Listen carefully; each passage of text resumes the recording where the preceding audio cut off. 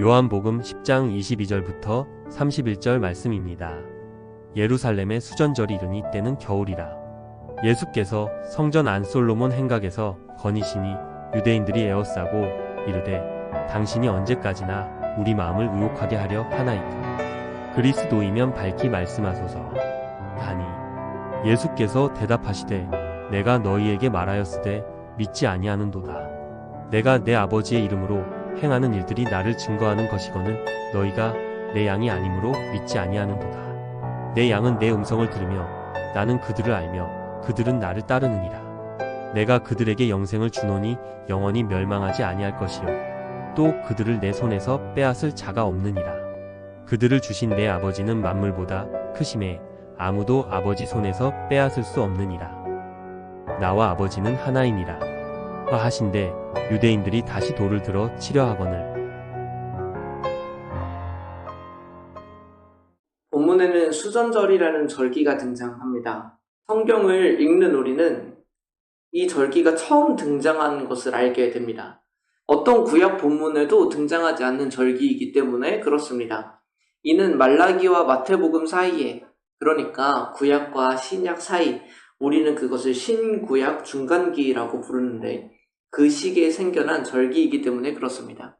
이스라엘은 로마라는 나라가 떠오르기 시작하면서 로마의 지배 아래에 있었습니다. 그러던 중에 어떤 왕이 상상도 하지 못할 일을 벌입니다. 예루살렘 성전에 제우스 신상을 드리는 겁니다. 이처럼 유대인들은 신성 모독이라고 할 만한 일들을 여러 차례 하면서 유대인들은 반란을 꾀하게 됩니다. 그래서 유다 마카비라는 사람을 대표로 하는 그 반란 세력들이 예루살렘 성전을 다시 한번 수복하는 날이 있는데 그 날을 기념하는 절기가 바로 수전절입니다. 그 이후로 유대인들은 이 날을 매년 절기로 지내게 되었습니다. 지금 히브리인들에게는 하누카라는 단어로 더 잘 알려져 있습니다. 예수님께서도 그래서 성전에 오셨습니다. 사람들은 모여 있었을 것입니다. 솔로몬 행각에서 모인 그들은 예수님을 둘러쌌습니다. 그리고 질문을 던지기 시작합니다. 이들은 예수님에게 확실히 말해달라고 독촉합니다. 무엇을 확실히 말해달라는 것일까? 예수님이 정말로 구약에서부터 약속하신 메시아가 맞냐는 것입니다. 이것이 얼마나 답답한 질문인가요? 이들은 세례 요한한테도 물었었습니다. 당신은 그리스도이신가요? 세례 요한은 분명하게 말합니다. 나는 그리스도가 아니다. 또 한 가지 경우를 살펴보면 우리가 앞에서 보았던 눈이 멀었다가 예수님을 만나고 눈을 뜨게 된 그 사람에게도 계속해서 묻지 않습니까? 3번을 묻는 거예요. 그가 대답을 잘 못해서 그런가요? 듣고도 믿기 싫어서 계속 묻는 것입니다. 예수님께서는 혼란스럽게 말씀하시지 않으셨습니다. 그렇기 때문에 유대인들이 예수님을 죽이려고 한 거 아닙니까? 만약에 정말 예수님께서 이해하기 힘들게 말씀하셔서 그들도 이해를 못했었다면 그들은 예수님을 죽일 이유가 없습니다. 100번 양보해서 그들은 신성 모독이라는 것을 이해하지 못했을 겁니다. 왜요? 예수님의 말을 이해하지 못했으니까. 그러나 유대인들이 분노하는 이유는 무엇입니까? 예수님께서 분명하게 그를 하나님과 동등한 자로 여기셨음을 그들도 알고 있기 때문에 그렇습니다. 그렇다면 이들은 왜 또 물어보는 것일까? 앞서 눈을 뜨게 된 시각장애인처럼 같은 이유일 것입니다. 그대로 믿기가 싫은 겁니다. 듣고 싶은 대답이 나올 때까지 그들은 아마 계속해서 물을 겁니다. 예수님께서는 이들을 이렇게 설명하십니다. 너희들은 나의 양이 아니다. 양은 어떤 동물인가요? 요한복음 10장은 양의 비유로 가득합니다. 특별히 여기서 기억해 볼 것은 양들은 그들의 목자의 목소리를 기억한다는 것입니다. 다른 이들이 아무리 불러도 그들은 움직이지 않을 겁니다. 오직 자기의 목자의 말에만 반응합니다. 그렇다면 왜 이들은 예수님의 말씀을 믿지 못하고 받지 못하는 것일까요? 예수님은 이에 대해서 이렇게 설명하시는 것입니다. 예수님의 양들이 아니기 때문입니다. 그들의 목자는 예수님이 아닙니다. 참 아이러니하죠? 그들 자신은 목자가 하나님이라고 말하지만 정작 하나님을 따르지 않는 것입니다. 그렇다면 그들의 목자는 아마 따로 있을 것입니다. 그게 자기 자신이 됐든 예수님께서 말씀하셨던 것처럼 마귀가 됐든 그것을 어떻게 알 수 있을까요? 하나님의 양이었다면 하나님의 말씀을 아마 믿고 받았을 것이다. 이것을 묻고 있는 유대 지도자들은 어떤 면에서 다른 양이면서도 다른 목자와 같은 사람들이기도 했습니다. 그러니까 이들은 순수하게 양의 입장에만 있는 사람이 아니라 다른 이스라엘 백성들의 존경을 등에 업고 그들을 이상한 곳으로 인도하고 있는 것입니다. 마치 앞에서 나온 강도와 같습니다. 양의 안위를 최우선으로 생각하는 것이 아니라 자기 자신을 최우선으로 생각하는 목자. 그러나 예수님은 그렇지 않으십니다. 무엇보다 예수님은 능력이 있으십니다.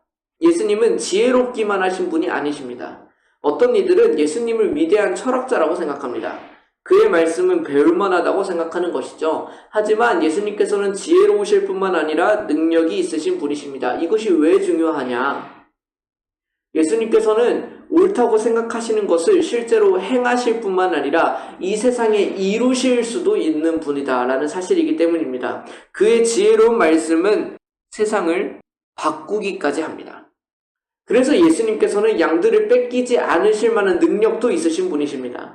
그는 양들을 잘 돌보고자 애쓰시고 사랑만 하시는 분이 아니십니다. 양들을 잘 돌볼 수 있는 지식 혹은 지혜만 있으신 분도 아닙니다. 실제로 그 일을 이루실 만큼 힘이 있으신 분이시다. 예수님께서는 더 분명하게 말씀하십니다. 그분이 곧 하나님이다. 예수님을 믿는 믿음은 지적 동의에서 오지 않습니다.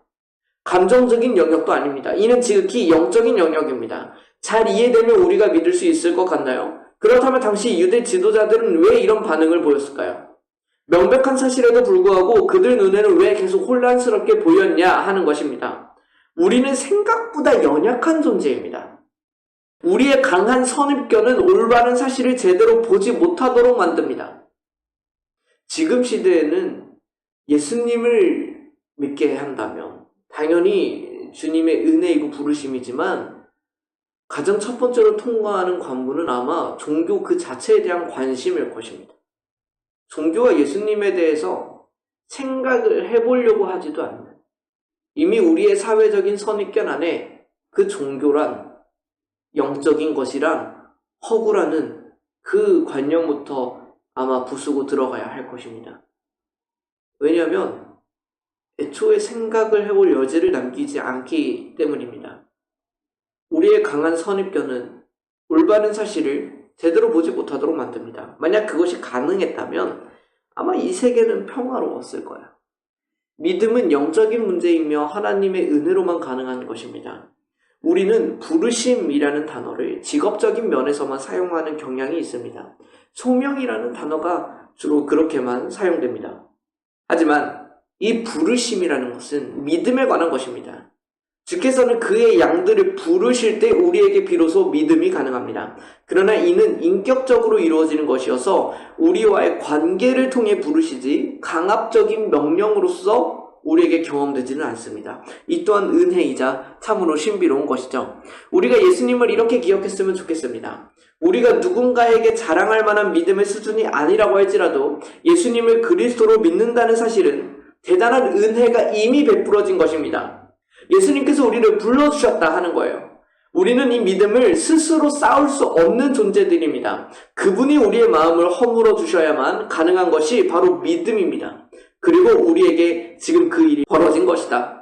더 은혜로운 것은 무엇입니까? 하나님께서는 한번 부르신 그 영혼을 절대로 잃어버리지 않으신다는 것입니다. 이것이 우리의 방황의 근거가 될 수는 없습니다. 그러나 여전히 확실한 사실이기는 합니다. 하나님께서는 강하십니다. 그의 양들을 절대 뺏기지 않으시는 분이시죠. 그 하나님의 능력 안에서 우리는 든든히 믿음 위에 서 있을 수 있는 것입니다. 우리를 부르시고 지키시는 그 하나님을 아는 날이 되기를 소망합니다. 이것이 믿음을 가지게 된 우리에게 이미 벌어진 사건입니다. 이것이 담대하게 세상을 살아가는 근거, 늘 하나님께 감사하게 되는 근거가 되기를 소망합니다. 잠시 함께 기도합시다.